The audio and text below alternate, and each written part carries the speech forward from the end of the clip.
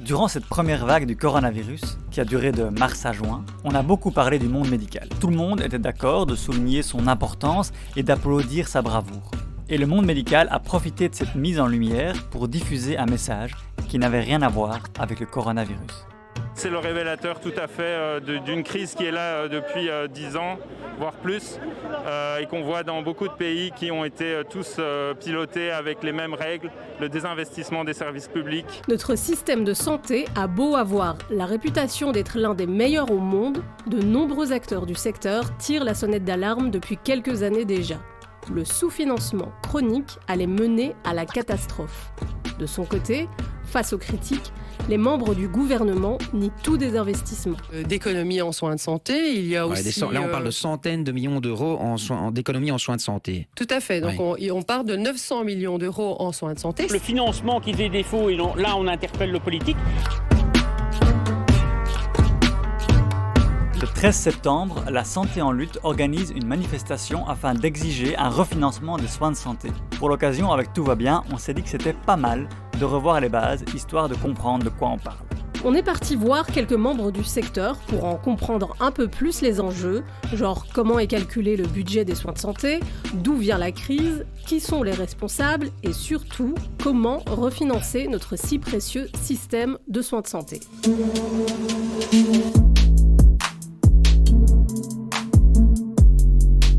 Bon alors, préparez-vous parce que maintenant ça va parler gros sous. De billets verts par milliers. Alors en Belgique, les dépenses totales en termes de santé, elles sont de 45,4 milliards d'euros.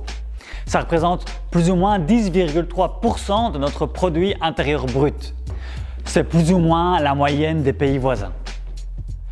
Et une grande partie de ces dépenses repose essentiellement sur le financement public. Et une grosse partie de ce financement public provient du fédéral. En 2019, le budget fédéral des soins de santé était de 26,4 milliards d'euros. Alors justement, dans cette vidéo, on va voir comment on définit ce budget. En Belgique, pour encadrer, pour fixer ce budget, on prévoit un modèle qui a fait appel au modèle de la concertation sociale.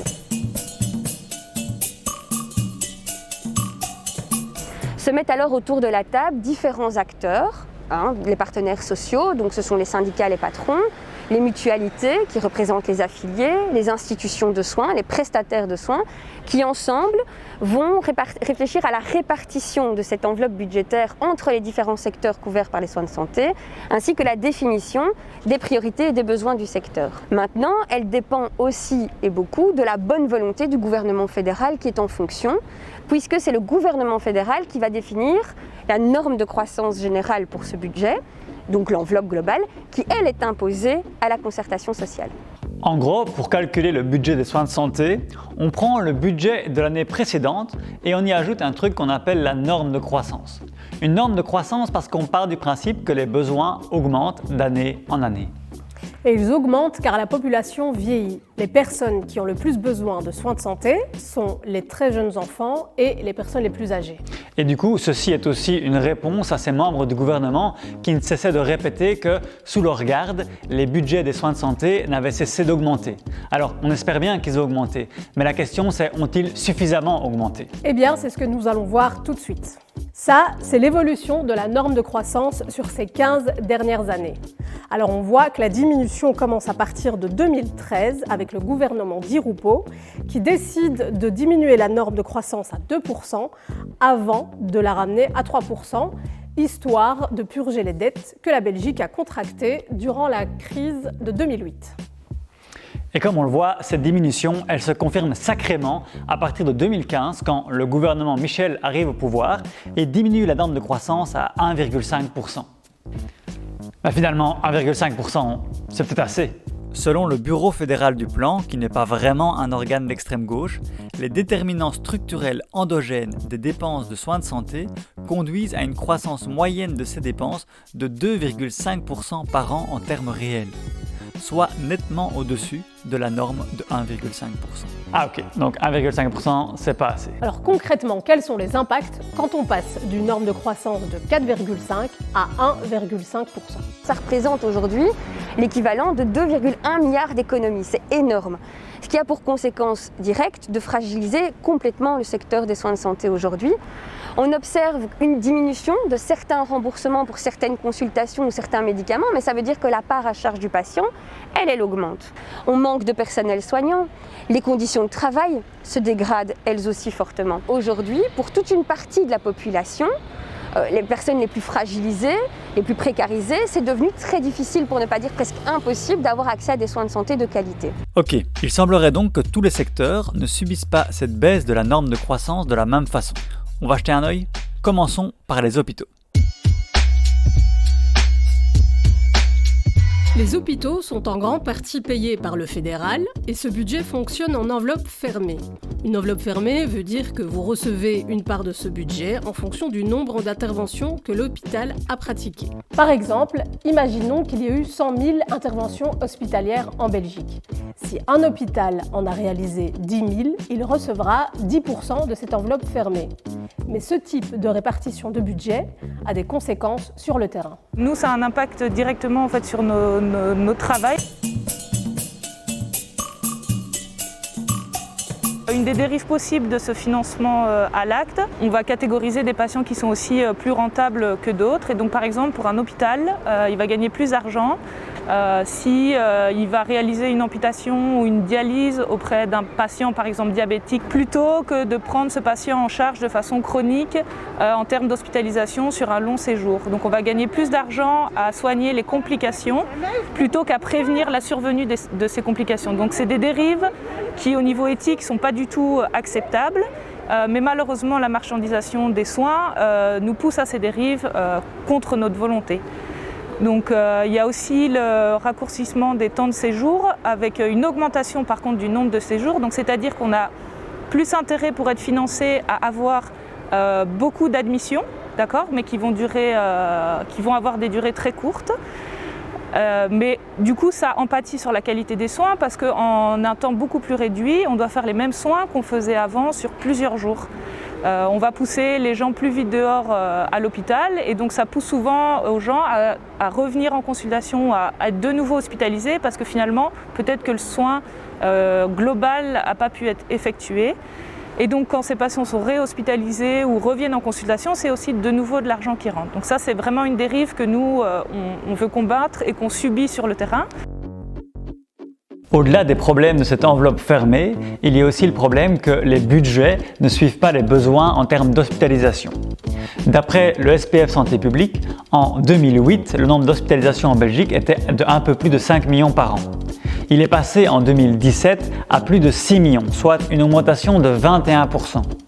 Dans le même temps, les budgets dédiés aux hôpitaux n'ont eux augmenté que de 7,6%. Et ça, c'est un parfait exemple d'un budget qui augmente, mais pas suffisamment que pour combler tous les besoins. On a un travail qui est plus intense, avec un plus grand nombre de patients, qu'on retrouve de plus en plus de burn-out ou d'absentéisme du fait des difficultés qu'on va rencontrer sur nos lieux de travail en termes de pression, en termes de stress, en termes de difficulté de soigner correctement. Le KCE, qui pour nous est un organisme de référence en termes de recommandations dans les soins de santé, préconise qu'en journée, un infirmier s'occupe de 5 patients à sa charge. Dans la réalité, en moyenne en Belgique, c'est entre 9 et 10 patients par infirmier. Et pour la nuit, il recommande qu'il y ait 8 patients à charge de l'infirmier, au contraire de la réalité où ça peut s'élever parfois à 19 voire 20 patients. Passons maintenant au coût des médicaments. Comme on le voit sur ce graphique qui recense les postes de dépenses et le budget fédéral qu'il aurait imputé, on voit clairement que le gouvernement Michel a réinvesti dans ce secteur. En Belgique, c'est désormais 14,7% de notre budget des soins de santé qui est consacré aux médicaments. C'est énorme. Aux Pays-Bas, par exemple, ils dépensent seulement 6,5%. Alors comment expliquer cette différence? D'abord parce qu'on a eu une politique qui a été extrêmement influencée par la puissance des firmes pharmaceutiques.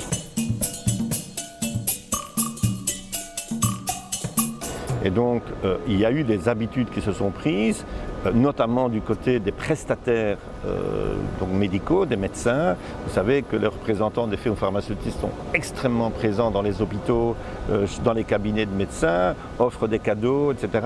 Et donc, on a vraiment un marketing énorme de la part des firmes pharmaceutiques pour vendre leurs médicaments. Il est clair que du côté hollandais, ils ont favorisé ce qu'ils ont appelé le modèle kiwi, c'est-à-dire le fait de faire un appel d'offres par rapport aux médicaments. C'est un modèle qui compare le prix de la molécule et qui offre le remboursement à la seule molécule la moins chère qui a le même effet thérapeutique. Et ça a fait baisser drastiquement les coûts du côté hollandais. Une des raisons du dépassement budgétaire, c'est ce fameux article 81. Ah, ce fameux article 81. On vous l'explique. Créé en 2010, il permet de rembourser temporairement certains médicaments dont on n'est pas sûr de l'efficacité clinique ou encore du rapport coût-efficacité. L'idée, c'est de donner l'accès à certains médicaments innovants et souvent chers, le temps de réaliser de solides études sur leur efficacité. Et le petit plus, c'est que tous les contrats négociés avec cet article 81 sont strictement confidentiels. Donc on ne sait pas quel montant est dépensé pour quel médicament. Un manque total de transparence. Et ça, c'est vraiment le problème majeur, c'est que personne ne sait vérifier que, en effet, l'argent qui est dépensé là sert bien à d'abord de nouvelles molécules. Toute une série de nouveautés sont soi-disant des nouveautés, mais sont des molécules qui ont été juste un tout petit peu modifiées ou quittées. D'autre part, on n'a pas de rapport par rapport au coût de la recherche que ça représente par rapport à la facture qui est présentée. Et donc on a eu une explosion de ce budget-là qui au départ n'est pas prévu dans le budget INAMI. Budget de ces articles 81 qui représente désormais 30% des dépenses en médicaments. La faute aux relations étroites qu'entretient le cabinet de Bloch avec le monde des Big Pharma. On le voit notamment avec Bart Vermeulen, le chef cabinet adjoint de Maggie de Bloch, qui avant cela était économiste en chef chez Pharma.be, le lobby des entreprises pharmaceutiques en Belgique. Et il y a aussi Hélène Van Aren, qui est devenue directrice au sein de la multinationale pharmaceutique américaine Celgene. Dire qu'il y a des collusions, je n'irai pas jusque-là, mais les influences, elles sont là. Tout le monde sait qu'il y a un lobbying énorme de ces firmes pharmaceutiques, ça c'est évident.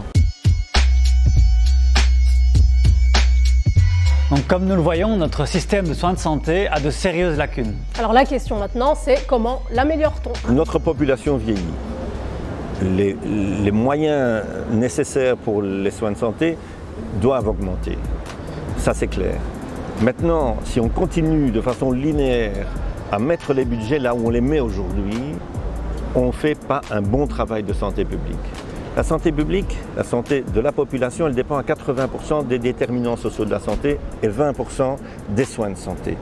Dans ces 20% soins de santé, si on affecte la grosse majorité aux médicaments et à l'hospitalier, on crée des soins de santé spécialisés comme centre de la prise en charge de la population. C'est pas ça qu'il faut faire. Il faut faire en sorte que la prise en charge se fasse en première ligne et en connexion avec le milieu dans lequel les gens travaillent, leurs conditions de travail, leurs conditions de vie, donc c'est-à-dire les déterminants sociaux de la santé. Il faut que ce soit une santé qu'on appelle communautaire, c'est-à-dire qui prenne en compte la réalité des gens. Et là, on doit mettre des moyens massivement. Ça constitue aussi un effet de prévention qui va diminuer drastiquement les besoins des soins spécialisés. Pour nous, la santé, c'est un réel enjeu éthique. C'est pas un secteur marchand, ça ne devrait pas l'être. On ne peut pas se faire des sous sur la santé, ni en termes pharmaceutiques, ni en termes de soins. C'est contraire à notre éthique. Et ça limite en fait l'accès aux soins aux plus démunis. Nous, ce qu'on défend, c'est l'accès aux soins à tout le monde et en tout temps. Chez Solidaris, on plaide pour un refinancement du secteur des soins de santé, mais via la sécurité sociale. Donc, pour nous, il est essentiel que le secteur des soins de santé reste dans le giron, dans la gestion globale de la sécurité sociale. Pour refinancer le secteur des soins de santé, il faut avant tout s'appuyer sur une base solidaire. Pour nous, et le contexte le met en avant, c'est vraiment l'urgence sociale et sanitaire sur laquelle il faut s'atteler demain, même aujourd'hui. Alors, pour nous, ça implique qu'il faut refinancer, consolider l'ensemble de la sécurité sociale. Alors, il faut peut-être élargir à ce moment-là les sources de financement de la sécurité sociale, que ce ne soit plus uniquement les travailleurs qui cotisent ou qui contribuent, mais aller chercher d'autres types de financements, notamment par les revenus, des financements sur les revenus des fortunes, par exemple. Tout l'enjeu, c'est la sécurité sociale, car c'est grâce à elle que malgré tout, on a réussi à sortir de cette crise, et des crises, on va encore en vivre, qu'elles soient économiques, sociales ou écologiques, ou tout ça à la fois. Or, on est bien assez riche que pour refinancer la sécurité sociale. Alors il faut le faire. Parce que continuer comme on le fait maintenant à désinvestir dans les soins de santé, cela revient à tuer des gens. Alors soyons nombreux et nombreuses ce 13 septembre aux côtés de la santé en lutte pour exiger le refinancement du secteur, l'arrêt de la marchandisation, la revalorisation salariale et plus d'effectifs.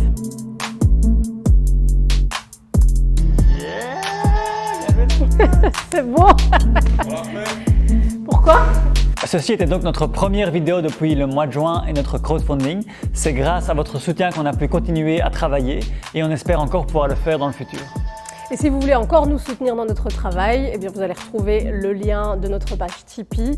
On en fera bon usage. En attendant, prenez soin de vous et à bientôt.